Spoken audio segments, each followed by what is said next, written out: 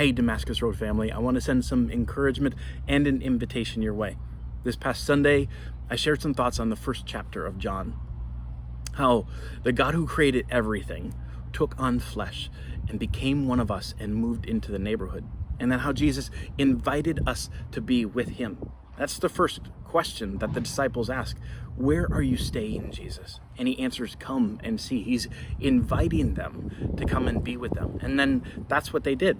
It says they spent the rest of the day with Jesus. They got to be with him, to ask him questions, to get to know who he was, what his teaching was, what his ways were. They just got to be with him. And then I love the last 15 verses in the first chapter of John. Say what happened next. After the disciples spent a day with Jesus, what did they do? They invited people that they loved to join them with Jesus. Now here's what I love about that. They didn't wait until they got all the questions answered. They didn't wait till they got their life put together in just a right way. They didn't even really fully know what Jesus was offering or what following Jesus would fully require of them. All they knew was that they had been with Jesus, and that was enough. It was enough that they wanted to shift their life from the way it had been to being with Jesus, dropping everything they had to go with him and then invite people to join them with him. Sometimes I think we make our relationship with God more complicated than it's intended to be.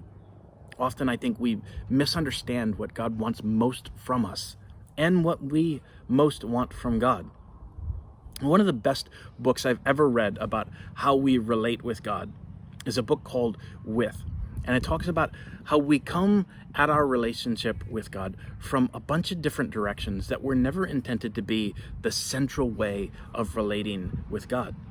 See, we often approach God from one of four directions. Many of us approach God or life with God from the direction of life under God. And we think that if we just submit, then he's obligated to bless us.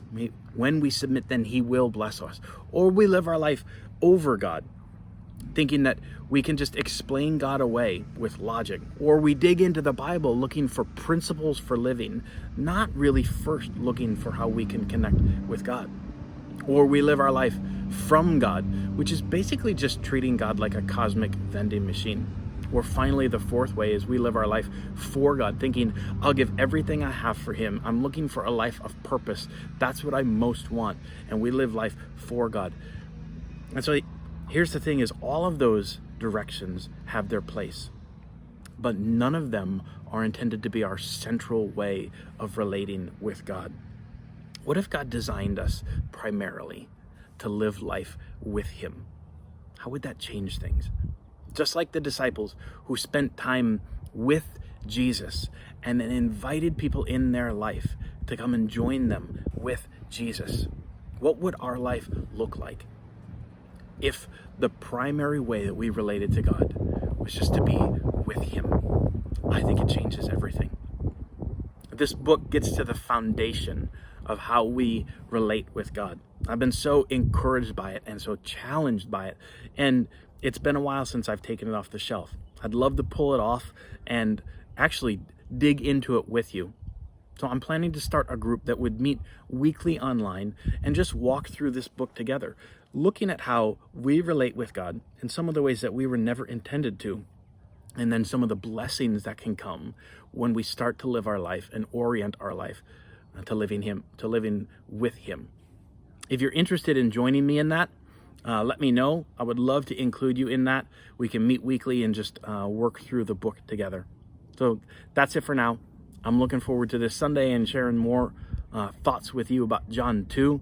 Dig into that if you haven't already. There's just some gold there about Jesus as he starts his ministry. I can't wait for Sunday to share that with you. And we're also going to talk about our plans for Easter and how we plan to celebrate Easter together, that Jesus is alive.